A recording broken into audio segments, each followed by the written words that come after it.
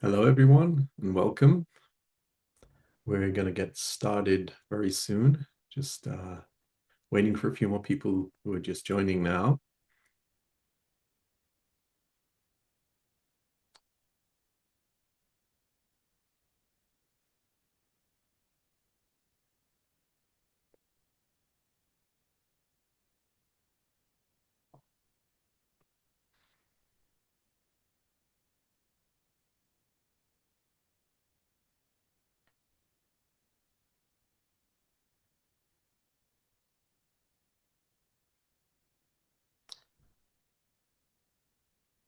Okay, so yeah, we got a big crowd right now, so I guess we can get started. I don't want to keep the people who came on time waiting. So first of all, welcome everybody. Thank you very much for joining. This is the webinar about Amazon S3 access points for Amazon FSx for NetApp ONTAP. And this session I'll be presenting together with my colleague, Ben Lippman. I'm from NetApp, I'm a product specialist. And Ben, maybe you can introduce yourself and um, give us a little bit of, what you see as the reasons that S3 came about, how it came about, and then we'll get started. Sounds great. Thanks, Robin. And thank you so much for having me here. My name is Ben Littman. I'm a senior specialist SA at AWS. I've been around for almost 10 years now. And I'm in the infrastructure migration and modernization space. So this really is an important feature to me because often we do the migrations and we kind of skip the modernization part. So I think this is really exciting to allow us to just wrap modernization around legacy assets. And it reminds me of a fun anecdote. So Amazon, if you're not aware, we have this process that we call working backwards. We talk to customers, we listen to them, and we ask what they need, and then we build things that they ask for. So we work backwards from what the customers want. Every once in a while, there's a product like Lambda where we just come up with something that someone wasn't asking for. And I think this is one of those special times when, and you'll see, it's kind of like, wait, why didn't we do this years ago? It just makes so much sense. So I'm really excited to dive into this with everyone. Yeah, no, I totally agree. It's really something that I mean, when it came out, I think a lot of people were saying, "Wow, it's so necessary, so trivial that why didn't we come up earlier?" So we're going to talk about this new feature. So during this session, we we want you to take as much part as possible. So we will be asking you some questions. There'll be polls, but we also want you to ask us as many questions as you like. So in this interface, you'll have the Q&A section, and just feel free to write questions. We'll be answering throughout the session, and any questions we don't get to answer during the slides, we will cover at the end. There will be time to address your questions, so please stay till the end. And we'll be starting right now. So we wanted to kind of like set the stage here, why we're talking about this now and why this is so important now. So I think something that a lot of people know, but we tend to forget is how much data is stored in file systems. And it's hundreds of exabytes, so huge amounts of data that is in file systems currently. And 80% of this data is unstructured. And well, I'd like to say this data is largely underutilized, but that is kind of like it's a lot, I think, more serious than that. It's not that it's underutilized.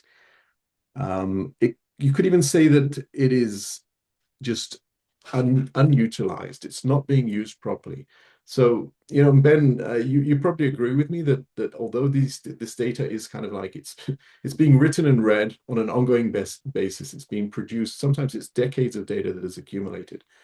But like when you look at the services in AWS, I mean, how much of these services are being used on that data? Yeah, it's a good question, Robert, right? Because, when you look at our data integration for our various services, usually we just default to S3, right? File shares are usually for group shares, user home directories, business processes, right? So we use them as infrastructure. But when we do machine learning and analytics, typically we do an ETL process on that kind of data and we move it to S3 to make it consumable by all of the various AWS services. So I think that's really the heart of it is we need file shares. We use them for uninteresting, unexciting things. But we could utilize them more because there's so much data there, like you're saying. It's a treasure trove of data. Yeah, and this is really where what we're touching here in this presentation. So it is about FSX for ONTAP. We would like to, like I said, get your feedback. So we will start with a poll. So this poll should pop up on your screens very shortly.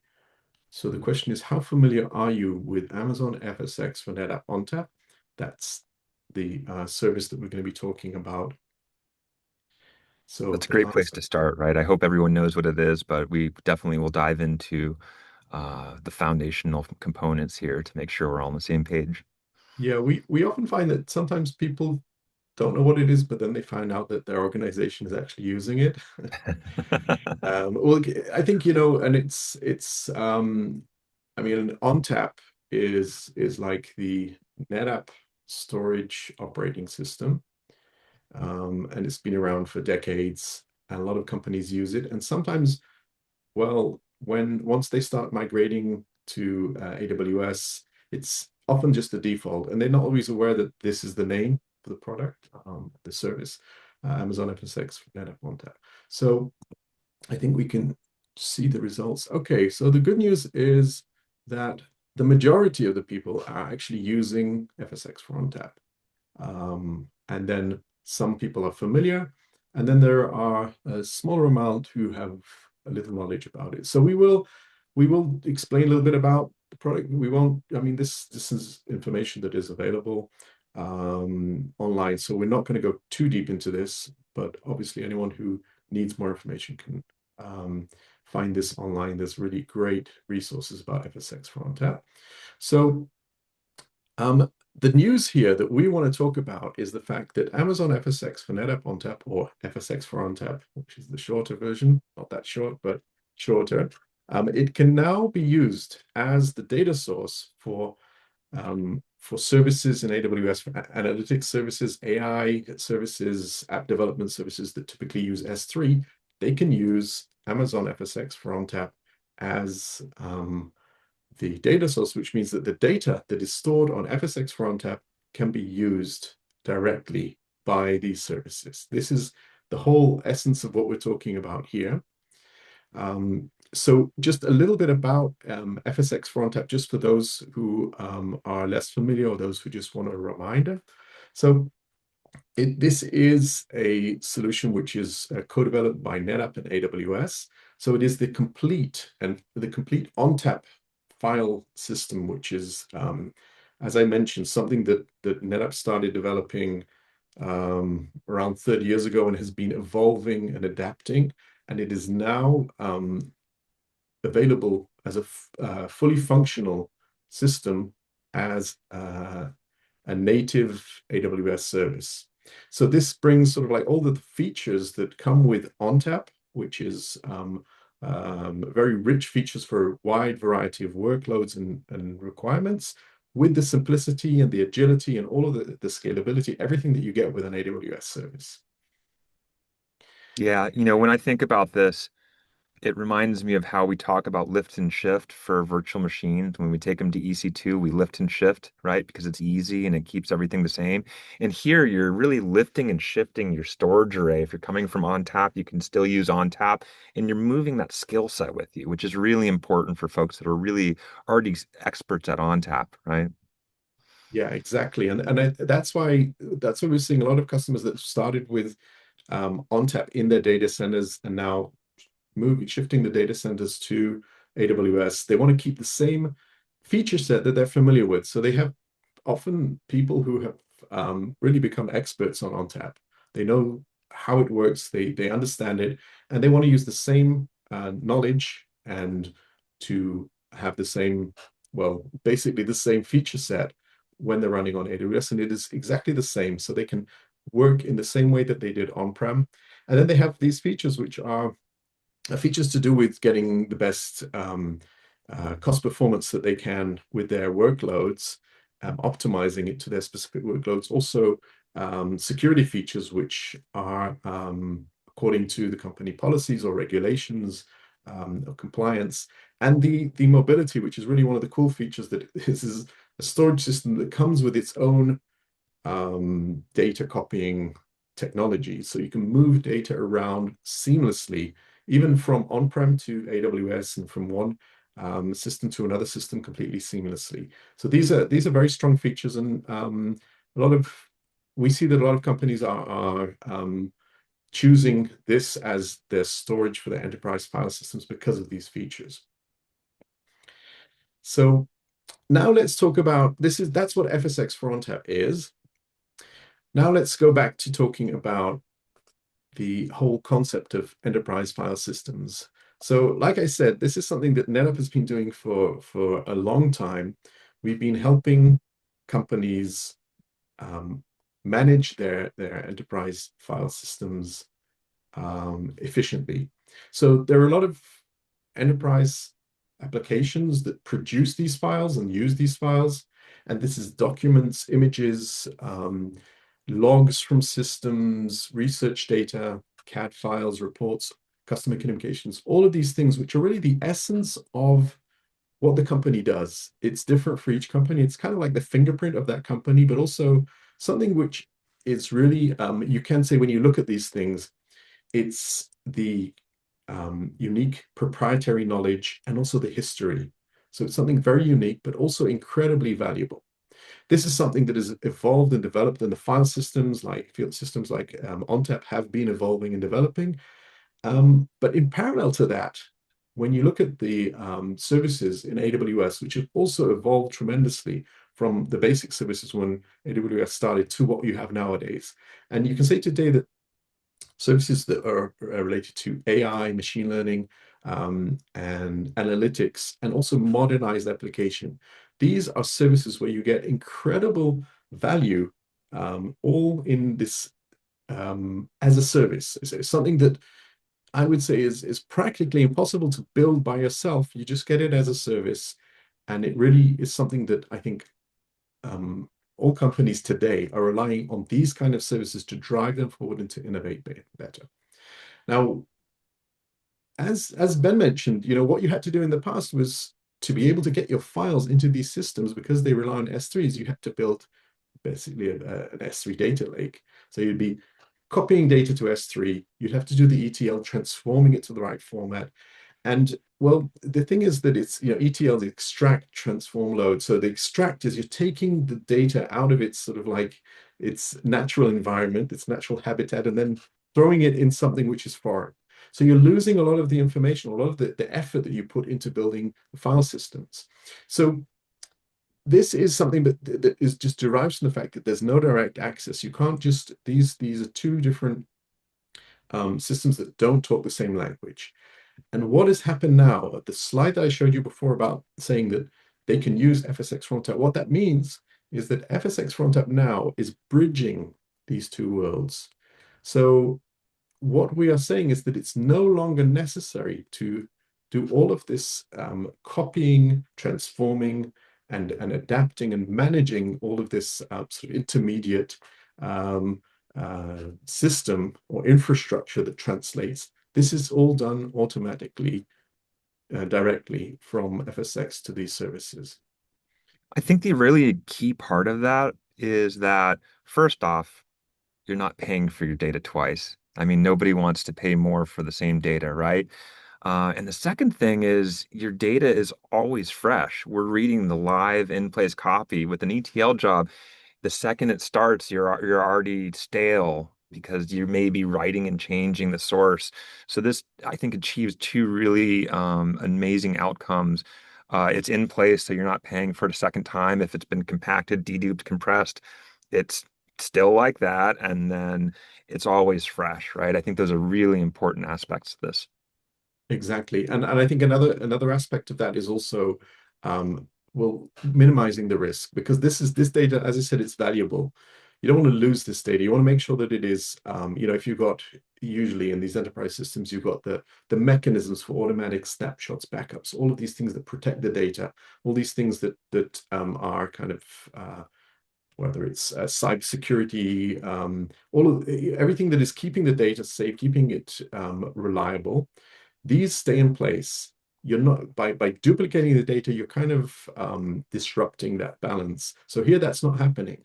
Everything stays exactly where it is. What you're doing is just enabling the services to access the data. So we'd like to explain sort of how that works. It sounds like magic, but we want to explain sort of the how this magic works.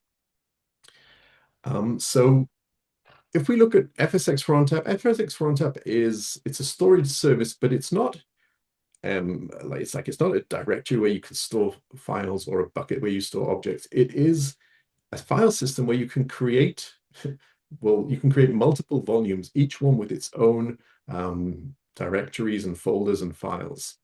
So one of these volumes contains, well, what we know as, the typical file system, which has the root directory, and then you have folders, files, and what you can do now is attach an S3 access point directly to this volume. So S3 access points, for those who don't have not heard of this is sort of an enhancement of an S3 bucket. S3 buckets, the S3 service, it started off with these buckets that just have objects inside. But in order to be able to apply different use cases and access the data with the bucket in different ways, S3 access points were created, which is kind of like a gateway to the objects in the bucket that is controlled by access policies. So depending on the authorization, the access policy of the S3 access point, you would be able to access certain files. So this can be attached, but you can also attach multiple different access points to one volume. So if you want to use the same volume, let's say inside that volume you have folders for different departments within the organization. So for each purpose, you could access only one particular folder from that access point, and that way you can sort of create different use cases or different purposes for these different access points. Here you see three, but it's virtually unlimited. You can create as many as you like, and each one of these access points is used as the address for an AWS service. So an AWS service that would typically rely on data, which is objects within an S3 bucket, is now looking at this access point and seeing the files that are inside the folders it has access to. The S3 access point is defined to have access to, seeing them as if they were objects inside a bucket.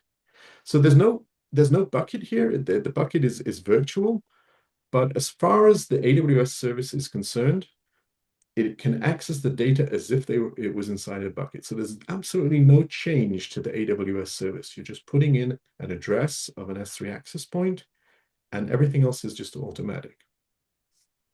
So yeah, the magic is happening under the hood. What is happening is well, in a way, a translation between the language of file systems and the language of S3. But that's something that is completely seamless. So it's not something that you need to configure. It's just something that works. And there is no, as you can see, no copying of the files. The files are not copied. The AWS service can see the file as if it was an object inside an S3 bucket. It can read the file, and if necessary, it can even write into this bucket. So this is, in a way, this is how it works. Do you want to say something about that, Ben? Or Yeah, when I was at reInvent and I was discussing the feature with some customers, and they challenged me, and I didn't know the answer. And we were talking about this the other day, right? Like, can I actually put an object? Mhm, And yeah, so and then I'm like, well, what about file locking? How do you arbitrate that? But, that's really more of an architecture question because if I were having an AI or analytics service changing my files, I would probably just use a different directory to say, here's my transformed file versus the original file so that I can design it without having to worry about the write locks and things like that when someone has a file open. I thought that was a great question. And I'm like, I need to look into that. mhm. Yeah, and this is something that, well, I think one of the benefits is ONTAP. It's designed for this kind of shared access. So a file, if you've got a file volume in FSX for ONTAP, you can actually access the same files using Windows systems and Linux systems. So it supports both SMB and NFS protocols simultaneously, both reading and writing. And now we're adding the S3. It's just another user, just with a different translation. But basically, it's the same mechanism. So it allows multiple users to access the same data. But yeah, you're right. It really does depend because sometimes you do get file systems which are read-only. In that case, you won't be able to change the files. But sometimes that's enough for the service you want. If the service is just scanning the data in order to analyze it for AI or for using it as a data source, you might not need to write. But again, this is a question of architectures, and all of these are solved. And this actually makes sort of an interesting point about this, which we will address in a moment. We want to ask you another question, and then based on the answer, we'll see if this is a relevant point or not. So the question here is, where are you today in your cloud journey? So the answer could be either you're just getting started or you're actively migrating workloads, already running workloads in the cloud. I'm really eager to see what the responses are because it's really something that I think as time goes by, we see that these things are changing, but I think we're still not there yet. And this is maybe something that you deal with a lot on a daily basis, is really helping customers get the workloads into AWS seamlessly, right? And as fast as possible. So looking at the answers, oh, this is interesting. Yeah. So I would say that the majority are already in AWS in the cloud. And then we've got some that are actively migrating, and then I would say the rest are either actively migrating or just getting started. Um, so this kind of like leads to the next point where we were speaking about this, the volume being accessed directly by these services. But what if the data is not in FSX for ONTAP? What if it's on premises? So a lot of companies have their data on in a data center, and it could be in ONTAP systems. Now, I did mention that one of the features that ONTAP has is the built-in ability to replicate data or move data around. So the replication is typically used if you want to have like a backup. You got your on-prem system, you want to have a backup in AWS. It creates a mirror image or a mirror copy of the data, which is automatically synchronized. This is called Snap Mirror. This is a feature that people who know ONTAP will be familiar with. So essentially, it creates this read-only copy of all of the data, which is synchronized, and it's in AWS. I know a lot of our customers that use ONTAP are using this as sort of like a disaster recovery strategy. So if anything happens on-prem, they have a system which can be up and running almost instantly. Now, the cool thing here is that you can still attach these access points to the replicated data. So what that really means is that the services access the real-time data that is essentially on premises. So if you talk about these cool AI services like SageMaker and Bedrock, and we got like QuickSuite, which is a cool new service, you want to be able to use that with your on-prem data. Now you can do that because by accessing this mirrored copy, you're essentially bringing these services to the on-prem data without changing anything in the data itself.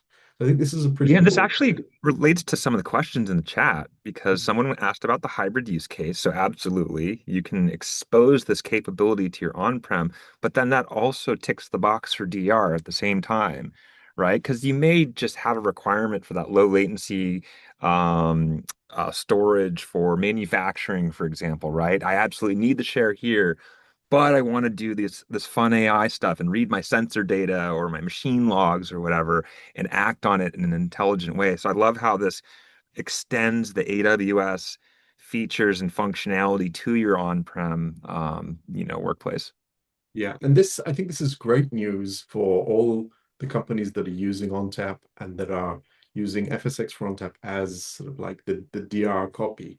Because what that means is that now, in order to use all of these services that typically access S3, you don't need to build any infrastructure. The infrastructure is there what you're doing is just configuring these access points to look at specific data and then putting the address of the access points in the service. That's all that needs to be done. So there's zero infrastructure, and you're getting all the benefits of using these services, which are, I mean, these services are really amazing because you start working with them, you straight away. There's no preparation, and you start playing around with it. It accesses the data. You can try things, and then you can just disconnect it if you don't, if you want to try something different. And there's literally no risk at all in that. No effort at all. You can just play. It's kind of like a playground of just explore, try these services out, and find what works, and then build on that.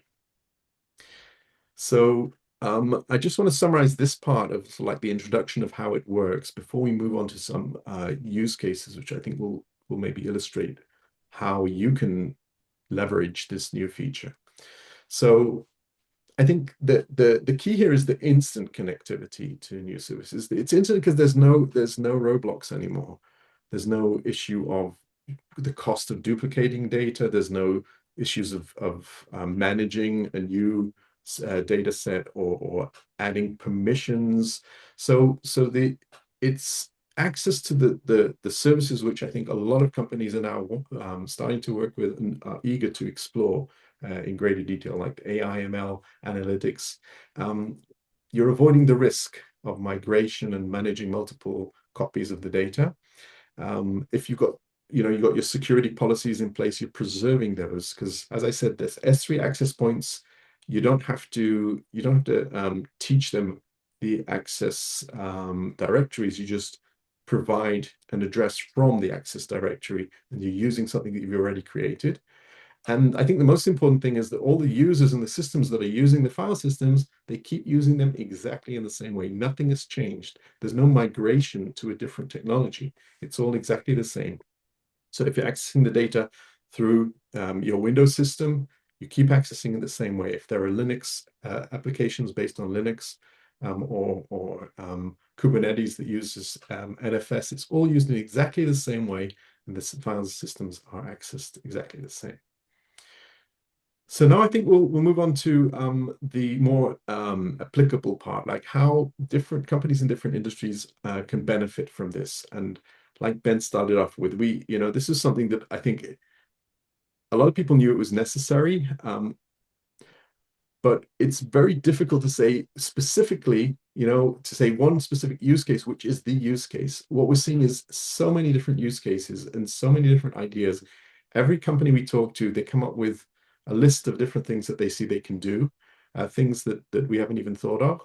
So what I want to do is really just show some examples of things that currently companies that we're talking to are doing or planning to do. And I think the goal here is really to really make it more practical. Maybe if you are involved in the operation of the file systems, you can then bring in more teams, the teams that are working with the different AWS services. And now that there is a way to bridge this gap, speak to them about potential use cases. So I'll start off with an example of, let's just take for the financial industry, financial services industry as an example. So I think this is an industry that has a lot of very valuable data in file format. So transaction logs, customer profiles, got the regulatory documents, scanned files like scanned PDFs and historical transaction data, market information. All of these would be in file systems. And when you look at the services in AWS, especially when it comes to AI analytics, there are a lot of things that you can leverage really to just make things so much more efficient, faster and more cost effective. So one example is in the area of fraud detection, which I think has traditionally been a challenge because there's a lot of manual work that needs to be done. And to be able to do it efficiently and on time, you need a lot of people doing a lot of work.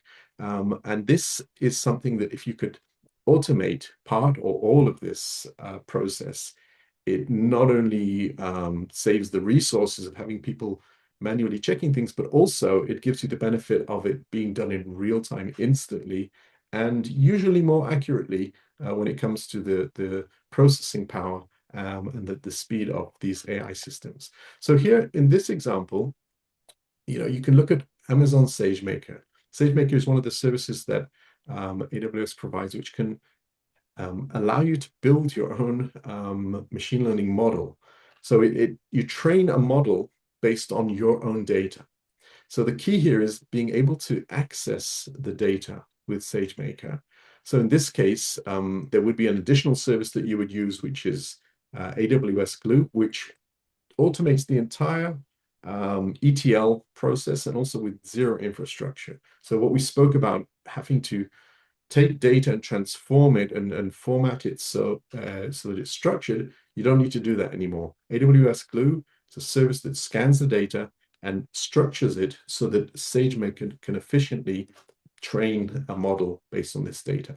So imagine this bank is now created a model which is trained on their own data, which is transaction logs, customer profiles, device metadata. So it knows how all of the clients, the customers, how they typically operate. It can learn what normal is in this environment.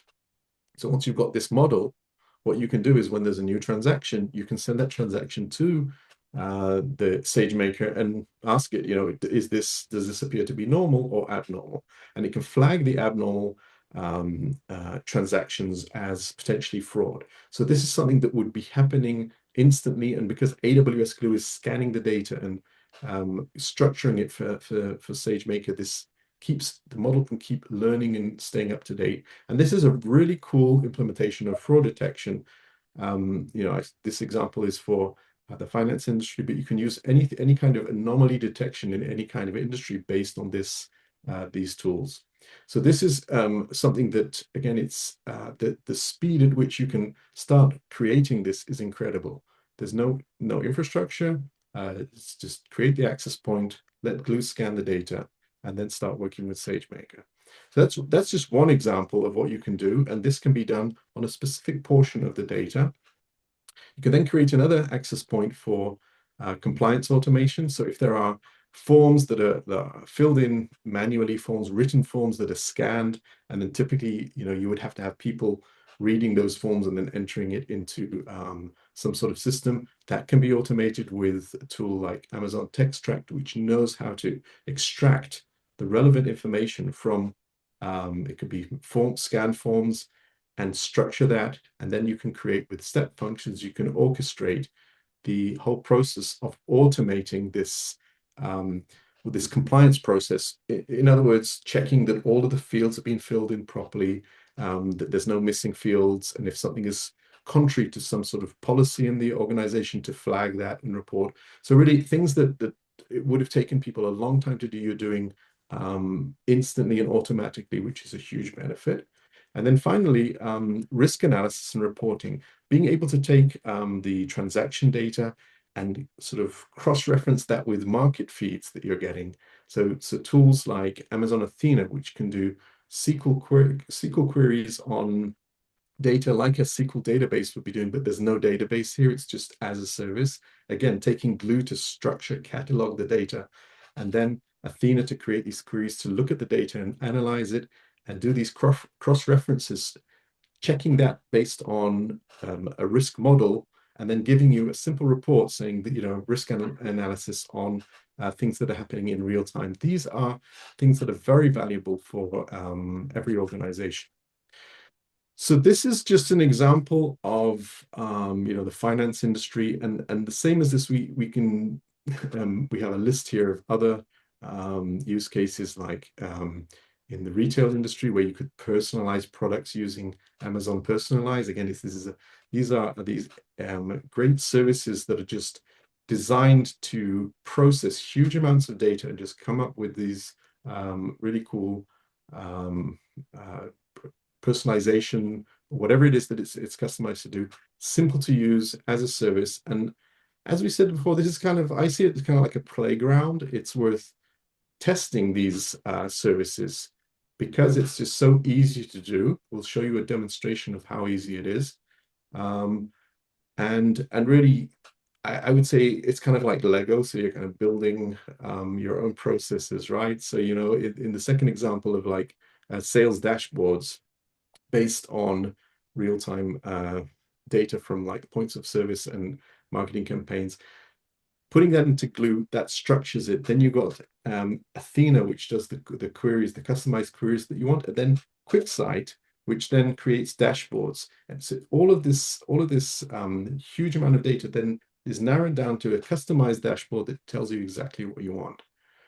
Yeah, I really like how this kind of shows you those business outcomes, and then it shows you the infrastructure. And then we just map how we go through those services to achieve those outcomes that people are excited about. And like you said, you can experiment. If it doesn't work out, you turn it back off. You didn't have to buy some enterprise data warehouse or license expensive software or run through an implementation project. That's what really resonates with me is, folks can get creative and say, dream up some outcomes. And then look, we can just put those Lego blocks, like you said, together, and there you go. Here's compliance automation. Here's executives ad hoc query with a RAG chatbot, whatever. Yeah, exactly. So we've got examples here of different ideas, and I think that the conversation kind of goes like this. It's it's coming to the people who want to start experimenting and say, okay, what services do you want to use? So they say like SageMaker, Athena. What do you want to use them for? So we can think, in healthcare, let's say we can think we can do disease prediction if we have a model based on all of the data, the genomic data, the patient data that we've been collecting. So you say, okay, let's try it out. What data do you need to access? They give you the information about the data, and that's it. You create an access point that lets the data get accessed. You get Amazon Glue to scan the data so it can be structured for creating this model, and then start working with it. It's that simple. So this conversation needs to be kind of like, what can we do? What can we do with this service if it had access to the data, and then just plug it into the data. It's as simple as that. So I just want to show like one more example. Like, well, I would say all of these examples we've showed, it's examples where the data is on FSx or ONTAP. I just want to make it clear that everything that you've seen up till now, if the data is on premises and you're doing a snap mirror to FSx for ONTAP, it's exactly the same. So the same data that is on premises being aggregated on premises can stay on premises. You don't need to move it to AWS. It is snap mirrored. You're creating a backup copy of this, which is sometimes necessary for compliance or just data protection policy. You've got an extra copy in case something happens to the data on-prem, but that is also used to as the playground for trying out these new services and applying them. So anything to add, Ben, before we go to see the demo? Uh, the questions I'm struggling keeping on up with them, which is amazing. Thank you so much, everyone, for keeping this interactive. I love it. But no, I've been trying to answer what I can. And if there's things that we can't answer, just follow up with your AWS account team, with your NetApp account team, and we will deep dive in with you on whatever you need. It's just fantastic feedback so far. Okay, so I'd like to show a short demo of an example of how it would be used. And I think the purpose here is not, it's not to really, we're not teaching you how to do this because, I mean, I think in every case, it might be slightly different because you're going to be using different services, but this is just really just to see honestly how simple it is. So the example that we're taking here is an AI example, something that I think that it's often something worth trying, even if you're not planning to use this necessarily. So you've got Amazon Bedrock. Amazon Bedrock, I think the coolest thing about Amazon Bedrock is it lets you access all of a huge amount of different LLMs, different models, AI models that you can use. And everyone is using these models and really just being able to, the fact that you can just choose a model, you can switch the model, you can create multiple knowledge bases. It just makes it so easy to start using AI and customizing your own applications based on AI. If you're not necessarily going to build your own foundation models, you want to use the existing ones, but you also want to feed your own data into the prompts, then Amazon Bedrock is a great tool for that. So Amazon Bedrock does have knowledge bases. That means that you're not just asking the public and LLM questions or asking it to do prompts based on public knowledge, but you are using your own proprietary data. And the way that works is that the knowledge base scans information. Typically, it would be on, well, it could be on lots of different systems, but if we take S3 as an example, it would scan the objects inside S3. It would index those. And then when there's a question relevant to one of the to the data in this S3, it would then feed that into the LLM so that you get a relevant response based on your own proprietary data. So let's Yeah, say think that of like this, IT support chatbot, right? And it can read yeah, and know all of your troubleshooting and best practices and architecture documents, right? So you can bring all of that distilled knowledge to a simple natural language chatbot. It's such a great example. yeah, and this is really what you want to do. You want to have it access the proprietary data. This data is, within your environment. So if the data is on FSx for ONTAP, the files are in a folder in a volume. You then create an access point so that the knowledge base can then access the files. Now, these are files that are being generated by the enterprise application. So there's no need to copy them into an S3 bucket. You just leave them where they are, and the knowledge base can scan the files and get the real-time information of these files. Now, sorry, please accept my apologies. I'm not very good at controlling this, but okay. What I wanted to add is that again, it's based on the permissions of the enterprise applications. So you're not exposing all the data, you're just exposing whatever data is necessary for the specific knowledge base that you're talking about. So if there are other files that you don't want to access, you just give it the necessary permissions. So we want to see how this would be done just in a few simple steps. So the starting point is to go to the FSx system, the FSx for ONTAP system in your environment, in your account. So once you find the system, under FSx, you go to File Systems, you find the specific one you're looking for. There's usually you could start from the SVM, the storage virtual machine, and then inside there, find the specific volume. So there's a section for volumes, and you look for the volume. Let's say that this is the volume where I have a bunch of files that I want. I want the AI application I'm developing to look at these files in order to answer the questions. So what I do is I go to the volume itself. I go up to actions. I click on actions, and one of the actions here is create S3 access point. It's that simple. I click on that. I give it a name. I can choose based on, I want to give it the right kind of access. So if it's a Unix system or a Windows system, I choose the relevant one and give a username which has access to the files. In this case, we just use root because I want to access all of the information in that directory, but it could be very specific files within that system. Once I click on create, it creates it in the background. And then as soon as it's created, it's just a matter of going That's it. to, sorry, you, Oh no, yeah, that's it. I mean, it was so easy. yeah. So attaching it is really, I mean, it's as simple as just giving it a name, giving it, telling it which information it can access. Then when you go to the S3 in your account and you go to access points, what you would see there is the access point that you created. You go inside that access point, there's a properties, and it has an alias. An alias is basically just the address. It's how you can reach that access point. And once you copy that, you just paste it into the service that you want. It's that simple. So here we're talking about Amazon Bedrock. You go to Amazon Bedrock, you go to the knowledge base that you want to use. Inside that knowledge base, there'll be a section called data source, and you just paste the address into that. That's it. It's that simple. Now, Amazon Bedrock doesn't know that this is an FSx for ONTAP file system. It thinks it's an S3 bucket, but that doesn't make any difference. It works exactly the same way. And then if you go, it would then scan the information. So you see the files that are in this so-called S3 bucket are indexed. But actually, These are files, if we look at them, these are files that are in a folder within FSX for ONTAP. So these files have been indexed. So if I ask a question about one of these, the information there's in one of these files, let's just look at this one. This is an NVIDIA investor presentation from 2024. That has been indexed. So if I ask a question about that is related to that, I will get information from that file.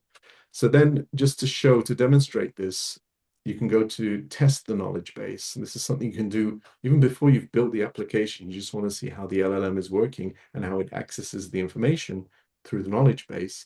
So by testing knowledge base, you just choose one of the models. And again, you can play around with different models to see which one works best for you. You ask it a question. Here we're asking a specific question about the NVIDIA financial for 2024, because we know that that's information that's in one of the files in FSX for ONTAP, which has been indexed through this access point.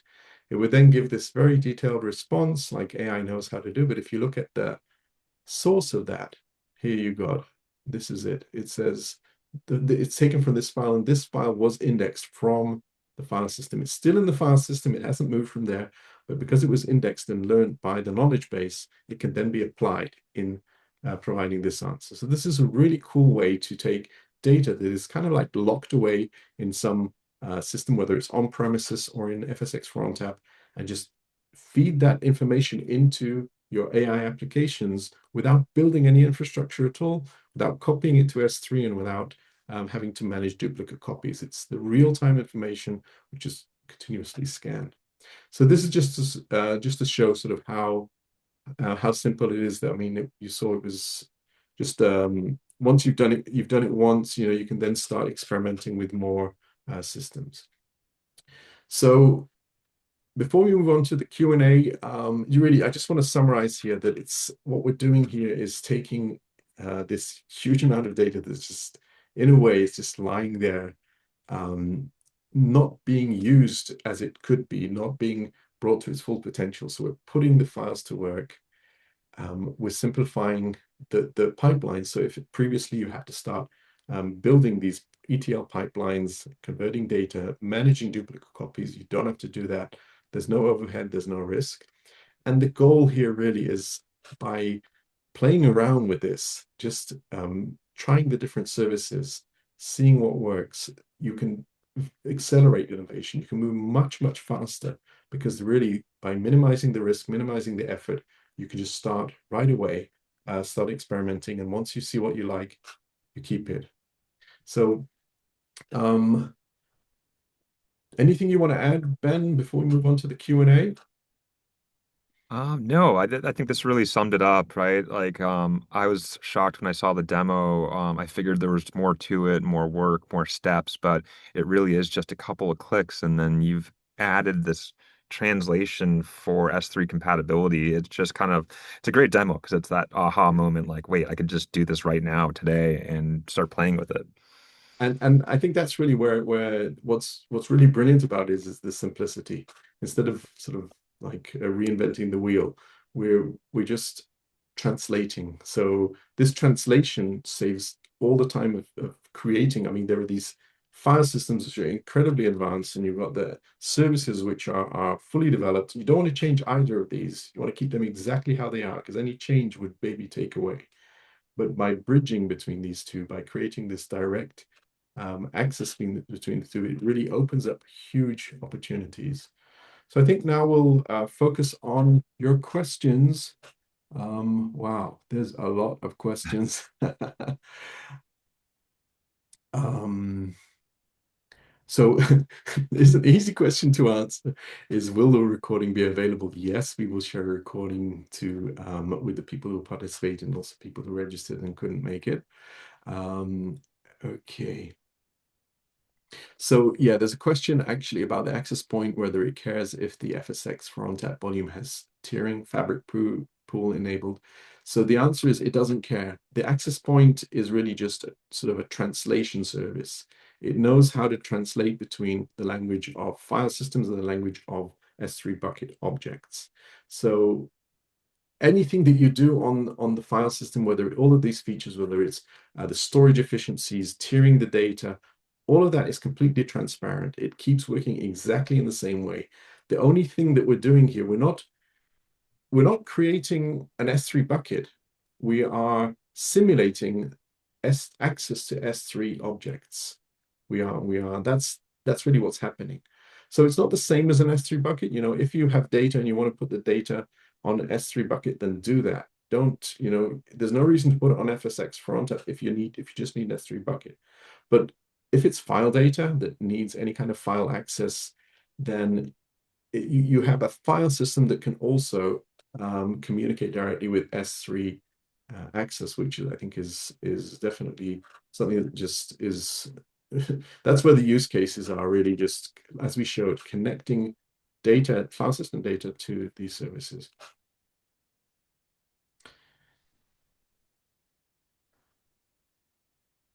um, Changes the file attributes. No. So basically the file, everything from, if you're looking at the FSX for ONTAP data from the file side, you're using NFS or SMB to access the data.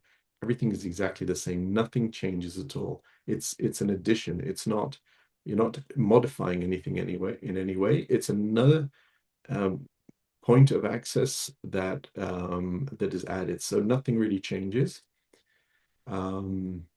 I think there's a question about keeping the trap. Okay, so the access point by default, it is not public, and it doesn't allow public access, and you have the choice to choose whether it will be accessible only within the VPC or via the internet. So the best practice is really, if you can do it within the VPC, that would be preferable.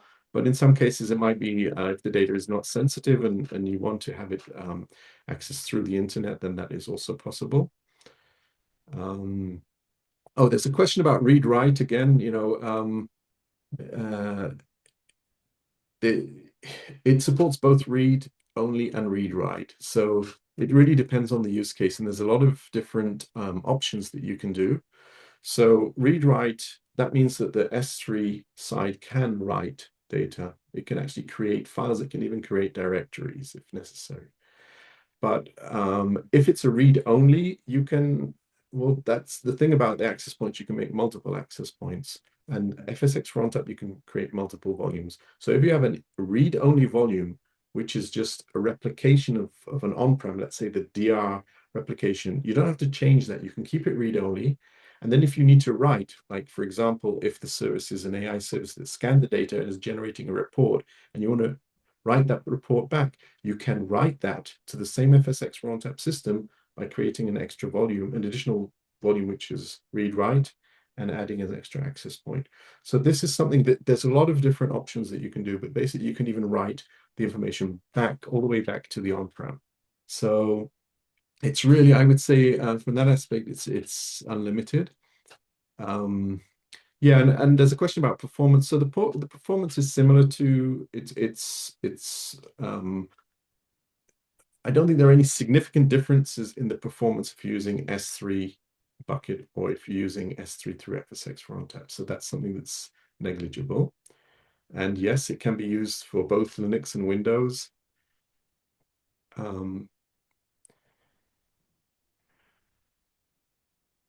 CVO SMB volumes. So there's a question about CVO, Cloud Volumes ONTAP.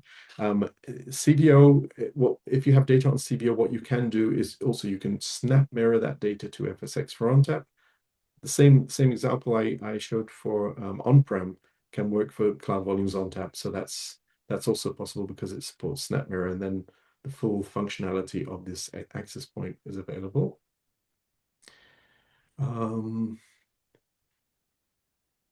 Wow, so many questions, and I don't think we'll be able to cover them all here. But as Ben mentioned, contact your account teams, and they'll be able to get this information, and also contact us if necessary. If it's read by the objects, is it agnostic? I'm not sure what is written by FSX front on a bucket. Well, okay, I'm not sure. There's a question I'm not sure I understand, but I do want to clarify that there is no bucket here. The bucket is an illusion. So it acts, yeah, I mean it's acting as if there's a bucket, but there is no bucket. There's no the data itself, if you're talking, let's say I have a file in this data, the file is not changed in any way. It's still a Windows file, or well, it's a file. It can be read by Windows or Linux. It is presented as an S3 object, but it's not really an S3 object. So all of the file properties are maintained. Um, if the S3 access, the service on the S3 access point wants to modify that file, it can do so. So what would happen is it would create a new file, and when that new file is created, there will be a switch over. The previous file will be deleted, and that would be as if somebody has just gone into the file. It's a shared file system. It's if somebody went in and just modified the file. So again, completely transparent to the users. Okay. Um, yeah, I think, Active Directory. Yeah, just to maybe a reminder there, Active Directory. So you can use Active Directory. That is, when you're creating the access point, there was that part where you have to add the username. So you would take a username either from the NTFS or the Unix access directory. So just for example, if I wanted to create my own access, if I have access to certain files within the file system, I would just put my username and anything I have access to on the file side, I would give that access to the S3 access point. Let's say that was data that I have access to, and I want that data to be analyzed by the AWS service. I would use that. That's just an example. Yeah, I think that helps answer a lot of these questions, Robert. I think you nailed it there, is that we're not changing how ONTAP works here. We're not modifying the file system or the volumes. We're just putting a new consumer of network file services in your VPC, which happens to be an AWS service, which you give an identity, and it's reading and writing files. It's really that simple. So does it tier? Does it do this? How does the cost work for ONTAP? It's the same as it always would be, right? Yeah. And I can understand why it's confusing. And the fact that we're using S3 and S3 has so many other properties and associations. And I think that some people are asking about tiering because we know that tiering is something done internally within FSx frontend where it's sort of like tiering to object. So that it's not, this is, everything works the same way. It's not at all related. So you have, use FSx frontend just works exactly like it works. Um, when you consider everything from the file perspective. Not what we're doing is we're saying if you are any service that speaks the language of S3 will see the files as if they were objects. That's all. So there is no bucket. It's like I said, it's an illusion, but it's really just about an access. And honestly, I think with we can answer all these questions. I think the important thing is to start just try it. It's very easy, as you saw, it's very easy to configure. Once you try it, you'll really understand a lot more about it. And, it's really about something that there's no reason to wait. Just, the more you try, the more you experiment with it. And we showed some examples of services like SageMaker, Athena. These are really powerful services. Bedrock, a Quick Suite. All of these services are really powerful. They really make life so much easier. So plugging the data into these services is just the key to all sorts of great innovations. So really If I could that's, jump in just with a quick call to action, right? So some folks might think that it's intimidating to try to use some of these new services. And I think they're probably easier than you would think. So, from an AWS standpoint, we have hackathons, game days. We have something called experience-based accelerators, workshops. So, come and ask your AWS account team and say, hey, I'd love to combine SageMaker and Glue and S3 access points to show my business how to unlock value, right? Those are things we love to show customers how to do. So, come and talk to us, but go to your NetApp team and ask them about it, and let's help hold your hand through this and find some fun things to do. yeah, so we've reached the end of the hour, and really, I think this is really a really exciting innovation. And as Ben said, it was something it was something that was kind of like nobody asked for this, but I think everybody needs this. It's one of those cases, like with Lambda, it's just something that once you start working with it, and I've spoken to a lot of companies that we work with, and as soon as it clicks that they realize what has actually happened here, they just they get incredibly excited. It's really something that is, I mean, people have said, this is going to change how we manage our data. It's suddenly there's like these new opportunities and we can't miss out on that. So, yeah, just, if you need any more information, the teams can provide this, but really start playing around with it as soon as possible. Don't miss out. Thank you so much, Robert. So thanks a lot, Ben. This was really fun. And thank you all for your time. We'll share this recording so that you can review this again and spread the news. It's really, I think it's something exciting that's happened. Maybe one of the biggest things that I've seen when it comes to FSX for ONTAP, really. So thanks for everyone and see you in an upcoming webinar.